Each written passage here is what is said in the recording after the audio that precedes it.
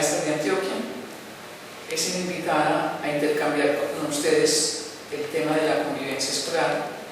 Quisiera entonces que nos refiriéramos a él aprovechando sus experiencias y las mías.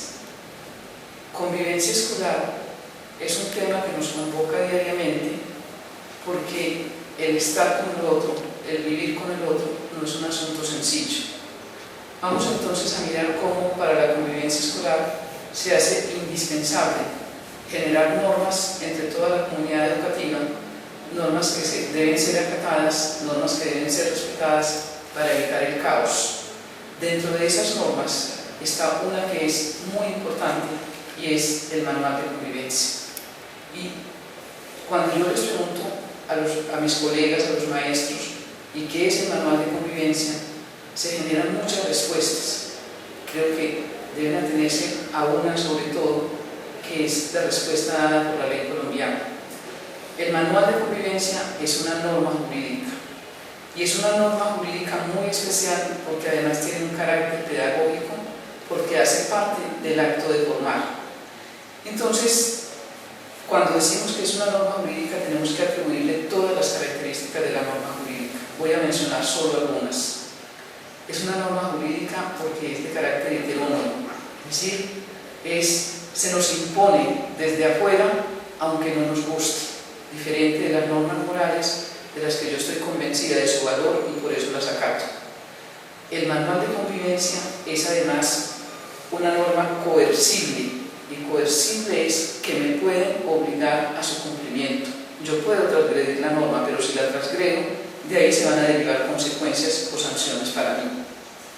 En tercer lugar, el manual de convivencia debe estar sometido a lo que es la jerarquía normativa en Colombia. Significa que ninguno de los contenidos del manual de convivencia pueden estar por encima ni de la Constitución, ni de la ley, ni de cualquier norma que sea de superior rango al manual.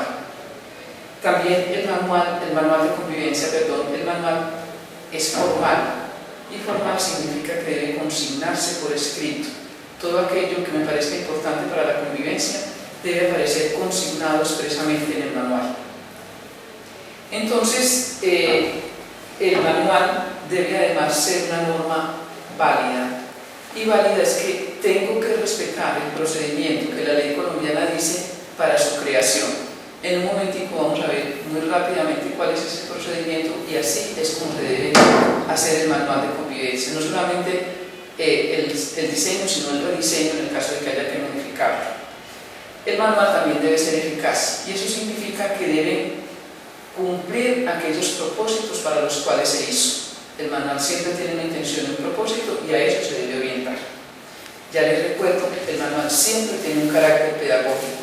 De eso deben derivarse aprendizajes significativos, no solamente para los estudiantes, sino para toda la comunidad educativa. Ahora les decía que el manual tiene un propósito. Un propósito significa que toda norma jurídica tiene un espíritu o una intención con la cual se hace. Y el espíritu del manual de convivencia es regular la convivencia. Con eso entonces estamos descartando la idea que está en muchos de nosotros de que el manual se hizo para castigar. Eventualmente habrá que usarlo para sancionar, pero esa no es la intencionalidad del manual. El manual tiene unos contenidos mínimos. Esos contenidos están expresamente establecidos en el decreto 1860, en el artículo 17. El manual se hace participativamente por toda la comunidad educativa, luego se lleva ese proyecto al Consejo Directivo, el Consejo Directivo lo aprueba en 2 debates, se expide la norma, se hace su publicación y se inicia la vigencia. Vamos ahora a hacer una relación entre lo que es el manual de convivencia y las formas de justicia que pueden implementarse en la escuela. Lo primero es descartar que el manual se haya hecho solo para castigar. Yo insisto en esta idea porque es fundamental. La justicia es uno de los pilares de la escuela democrática y nosotros aspiramos a tener en Antioquia escuelas democráticas.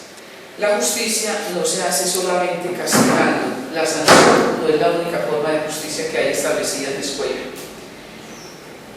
En el manual de convivencia deben consignarse todas las fórmulas de justicia que se vayan a implementar.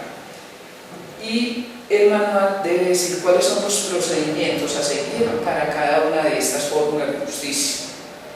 El manual debe buscar erradicar las violencias que se derivan de utilizar canales paralelos de justicia, porque el manual fortalece la institucionalidad. Vamos a ver entonces cuáles son algunas de estas formas de justicia o formas de resolver conflictos en la escuela.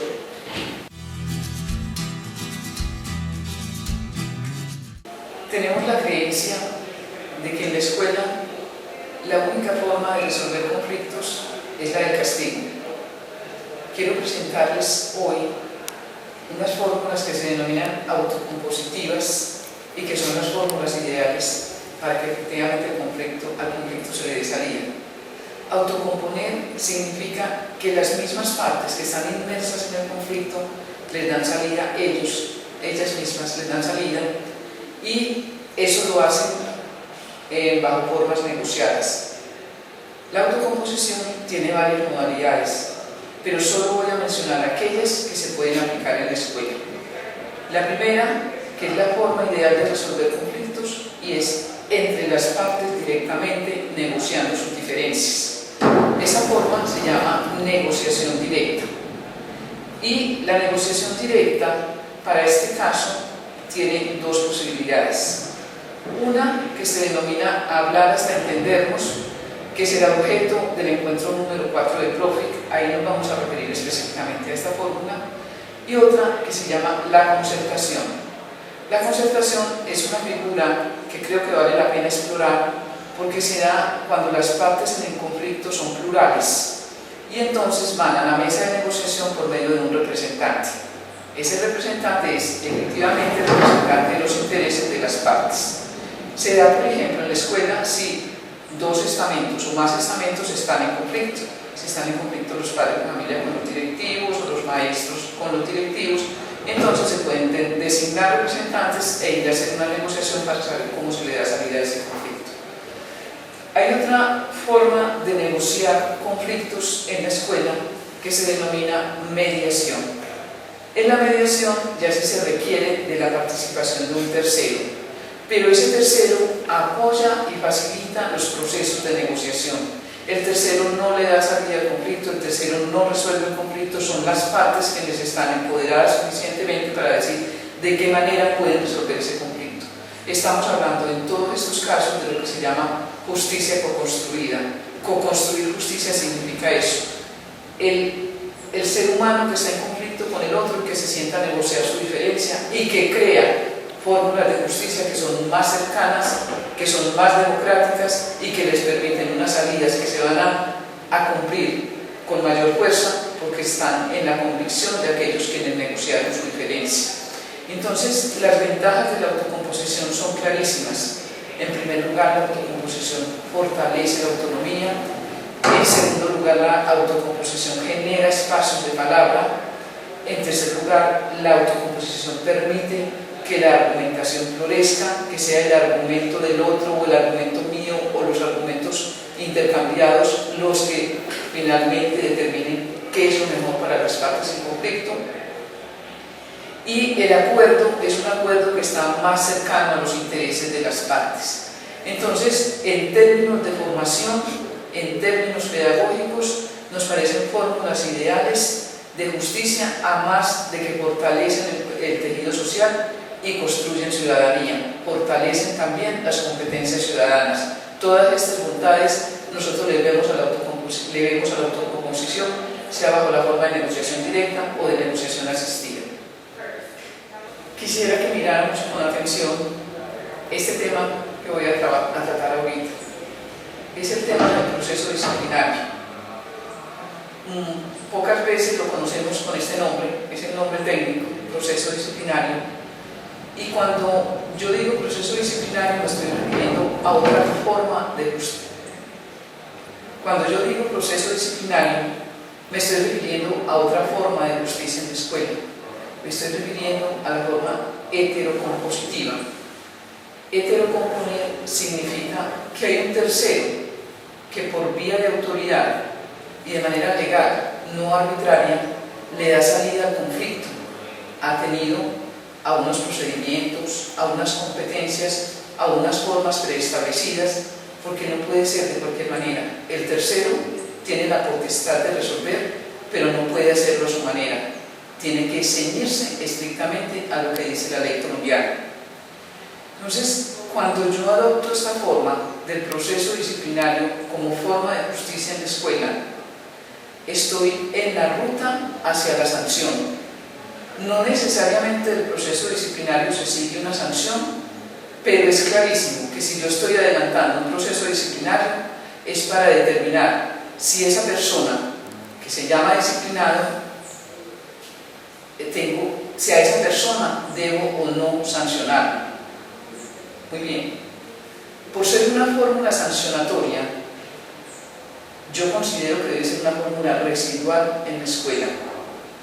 Yo creo que todos como maestros y maestras hemos tenido la experiencia de que castigamos y las faltas se reiteran y entonces tenemos que hacernos la pregunta: si esta fórmula no está funcionando, ¿por qué no miramos otras posibilidades que no sean el castigo?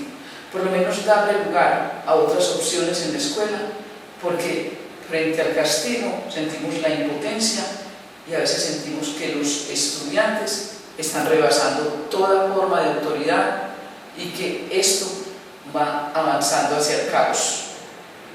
Entonces, ¿por qué el castigo tendría que ser una fórmula residual? Pues por lo que acabo de decir, pero además porque el castigo refuerza heteronomía.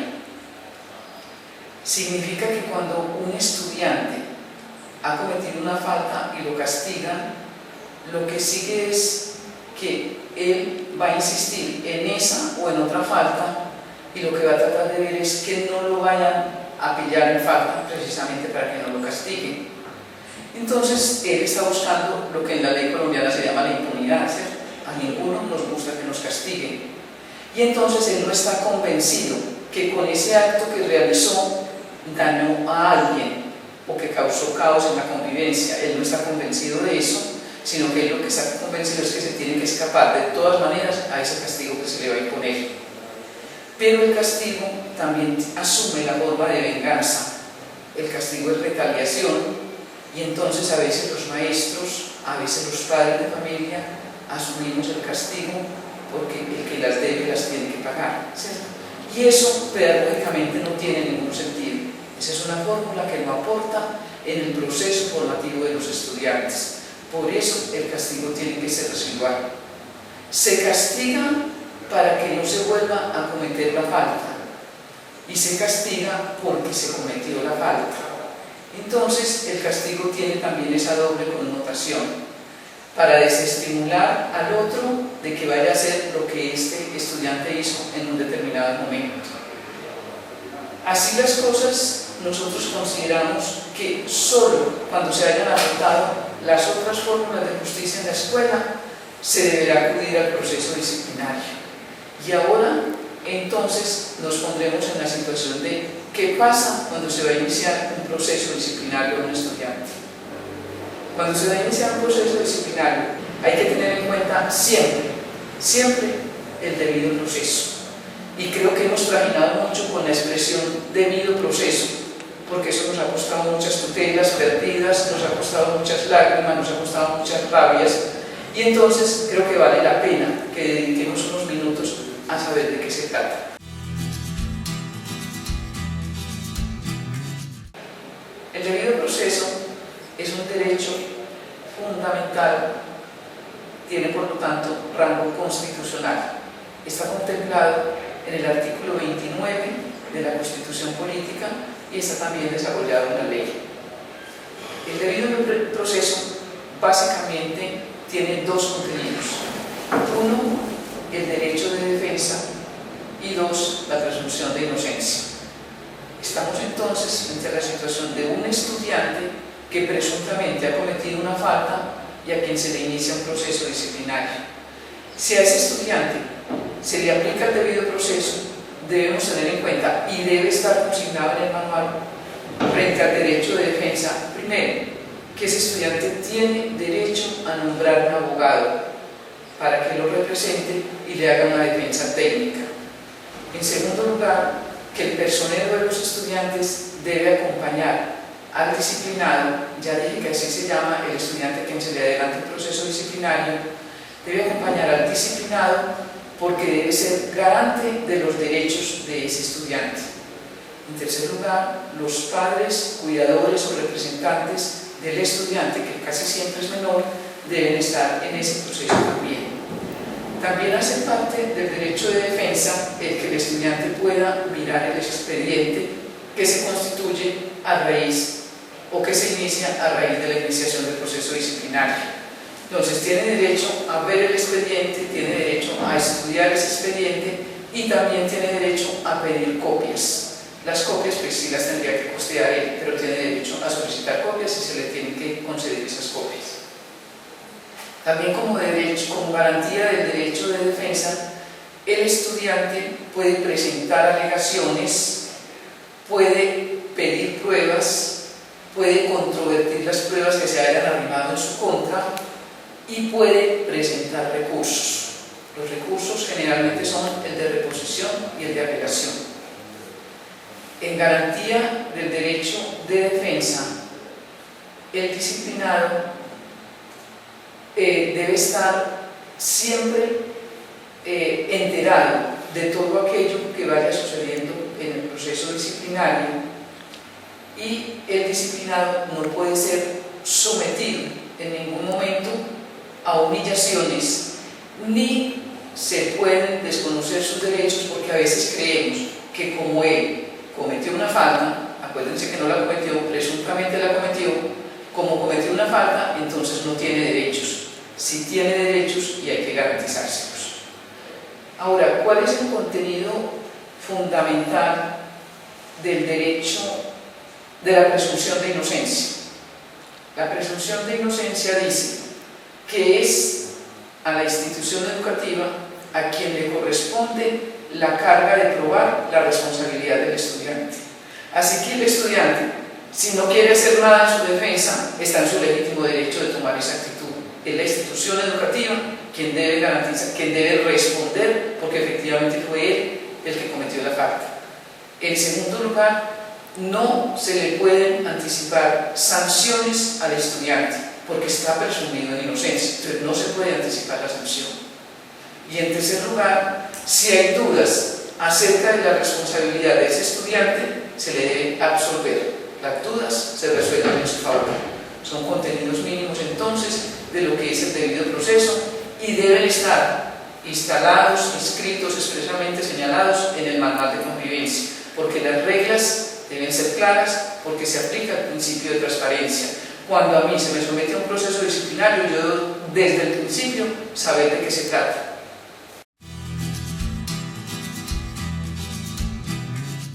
Ahora me refiero al procedimiento establecido para el proceso disciplinario.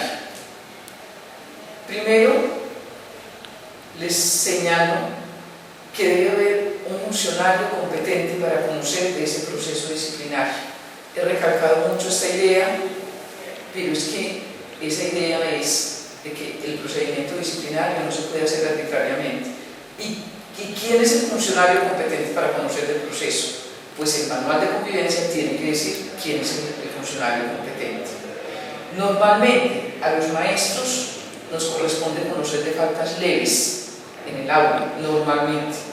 Y normalmente en los manuales de convivencia se señala al rector o al consejo directivo para conocer de las faltas graves y gravísimas.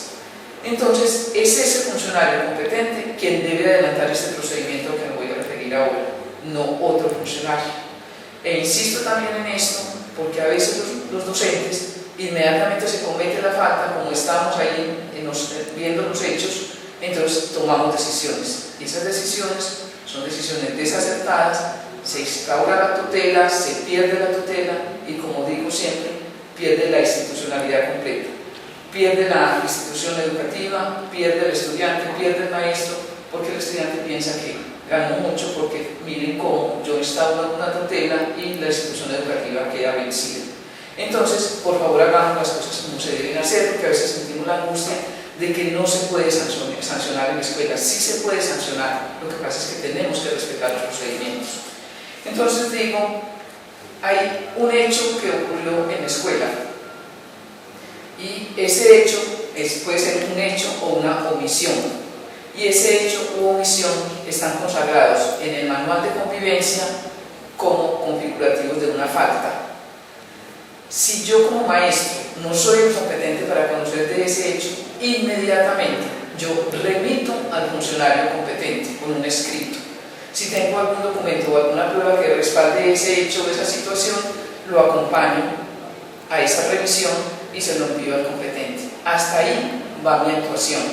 Pedagógicamente podría abrir un espacio para hablar de los hechos sin señalar al estudiante, sin acusarlo de nada, pero podría abrir un espacio para hablar de ese asunto, para que los estudiantes entendieran bien de lo que se trata el proceso disciplinario y entendieran que ese compañero del que presuntamente transgredió la norma se va a quedar con ellos un rato, aunque presuntamente la haya transgredido, porque tiene que respetarse todo el proceso.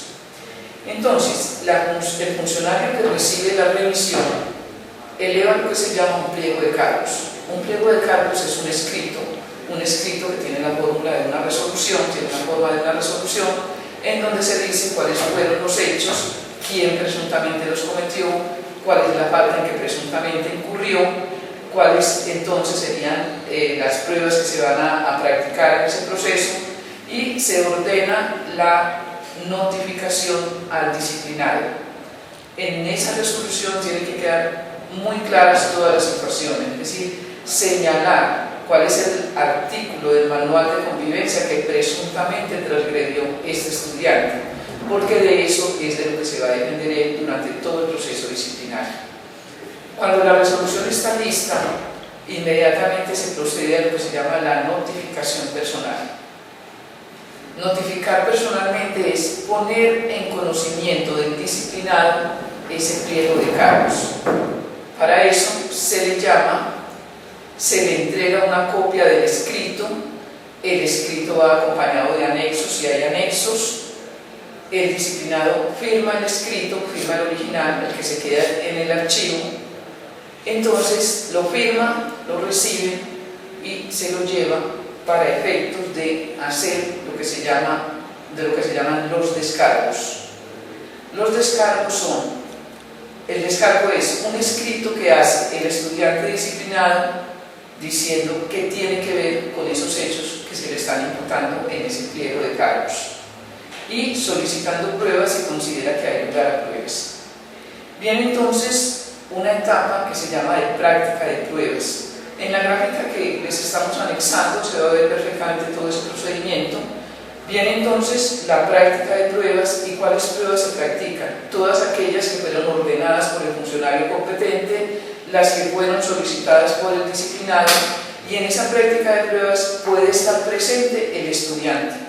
El estudiante puede, si es por ejemplo una prueba testimonial, puede contrainterrogar a los testigos si está en desacuerdo con las declaraciones que está dando ese testigo.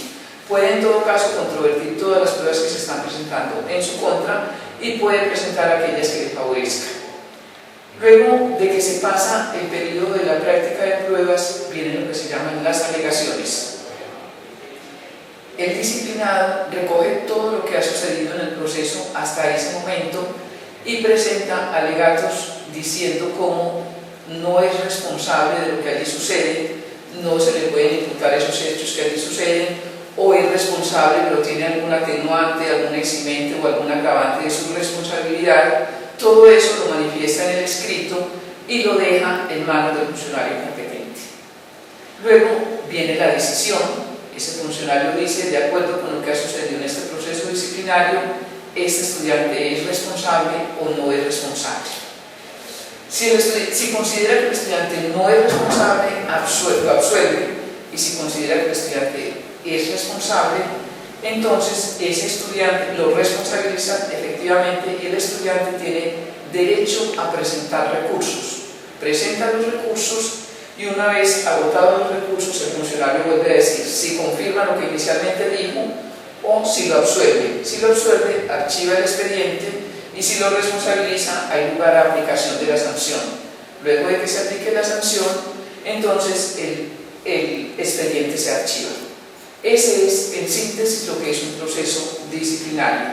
La sanción tiene que ser una sanción proporcional a la falta y tiene que ser una sanción oportuna. No se puede aplicar 3 o 4 meses después de que se le ha considerado responsable, sino que tiene que ser oportuna la sanción.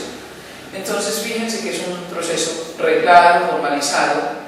Es un proceso en donde la institucionalidad se fortalece porque ya el estudiante sabe que puede acudir a ese canal y qué derechos tiene, pero es un proceso que realmente refuerza heteronomía y por eso nosotros decimos, insistimos, miremos primero las formas negociadas y luego miremos entonces si hay lugar al proceso disciplinario.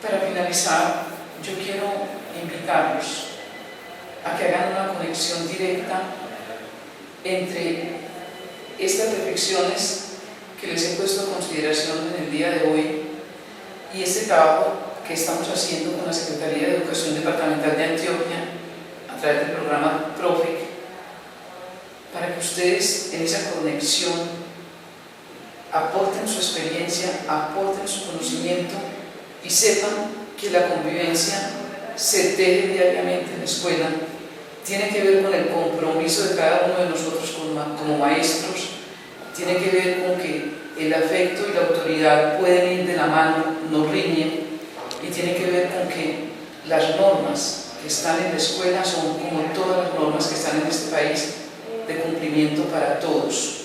Las normas nos tienen que decir cosas a nosotros, nos tienen que importar, porque las normas apoyan la convivencia, las normas permiten que cada uno de nosotros entendamos que nuestra libertad tiene límites y esos límites están dados precisamente por esa norma, pero también por el derecho del otro. Entonces, construyamos justicia, construyamos democracia y construyamos una escuela que efectivamente sea una escuela que transforme sociedad y que nosotros seamos unas personas que nos sintamos orgullosas porque estamos haciendo aportes a esa construcción de sociedad. Buena mar, maestros.